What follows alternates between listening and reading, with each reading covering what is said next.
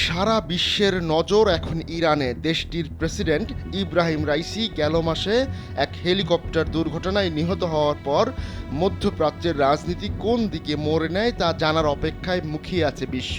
এরই মধ্যে নতুন নেতা নির্বাচনে তোড়জোড় শুরু করেছে ইরান।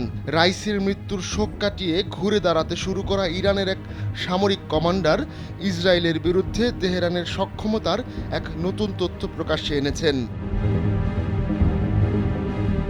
চিরশত্রু ইসরায়েলের সঙ্গে দীর্ঘদিন ধরে প্রক্সি যুদ্ধ চালিয়ে যাচ্ছে ইরান, কিন্তু কয়েক সপ্তাহ আগে প্রথমবারের মতো ইরান থেকে সরাসরি ইসরায়েলে হামলা চালানো হয়। এতে দেশ দুটির মধ্যে যুদ্ধ বেঁধে যাওয়ার মতো পরিস্থিতির সৃষ্টি হয়। তবে শেষ মুহূর্তে নিজেদের সংযত করে তারা।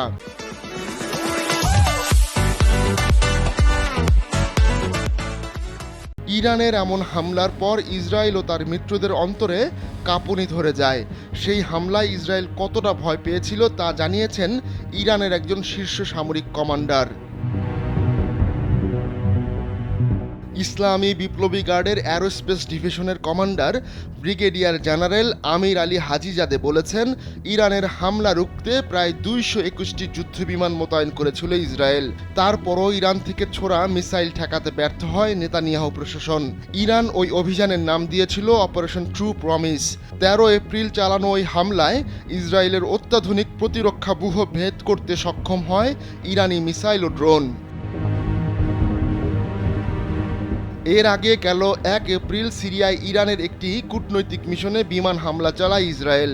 এতে ইরানের কয়েকজন সামরিক কমান্ডার নিহত হয়।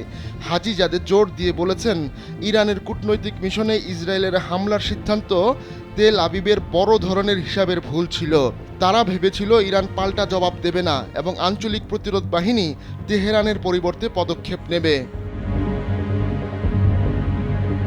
তেহরান টাইমস এক প্রতিবেদনে জানিয়েছে, অপারেশন ট্রু প্রমিসের সময় ইরান তাদের সামরিক শক্তির মাত্র 20% ব্যবহার করেছে।